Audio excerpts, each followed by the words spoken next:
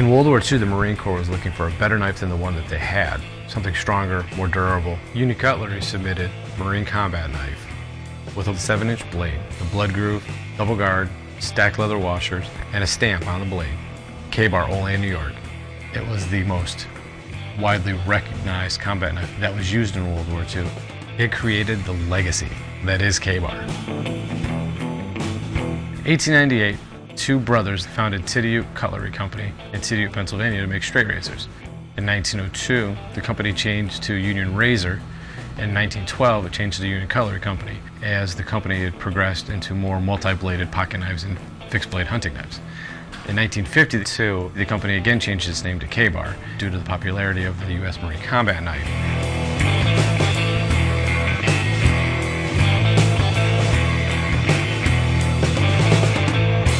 This is American craftsmanship at its finest. It is handcrafted by skilled labor, looking at it with exacting standards. We've got skilled craftsmen and cutlers that have been here for decades.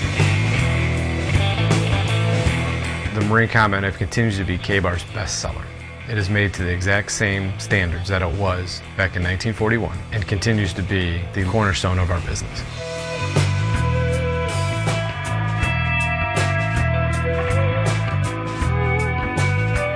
Today, we're never resting. We're always being innovative. We have Becker Knife and Tool, Dozier Designs, TDI Law Enforcement, knives for the oncoming zombie apocalypse. It doesn't matter what your hobby or your niche, we make the knife for you. One thing hasn't changed though, is we still make the best knives out there, and we make them right here in the United States.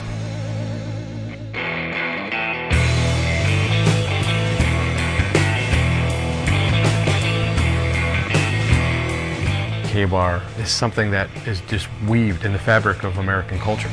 It's an American icon.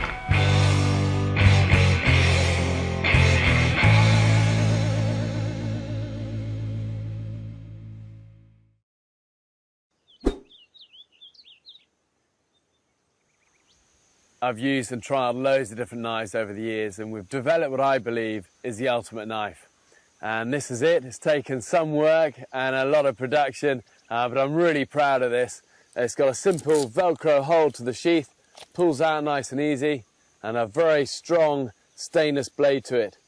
Serrated edge, and then a very grippy handle to it, rubberized, with 2 holes in it, which means you can lash it to a stick to create a spear.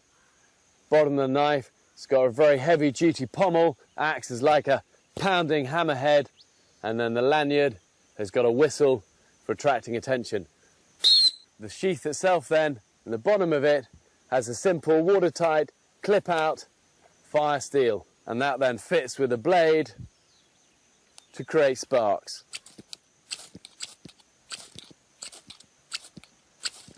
And that then fits neatly away back into the sheath. And then on the back of it, you have a sharpener. And again, super useful in the wild, a simple way to be able to sharpen your knife when you need to. What you also get is the priorities of survival, which are all my advice on how to survive if disaster strikes and you find yourself in that emergency survival situation.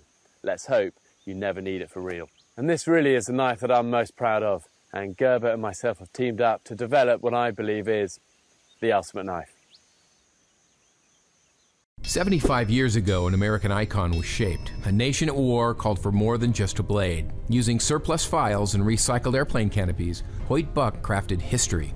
Fueled by faith and determination, these knives ignited a family tradition. Al Buck refined the design. That knife stands as a testament to the quality and craftsmanship his father set forth. Join us as we celebrate the 119 Special. Once a vision, now a legacy. Buck Knives, edge of a legend.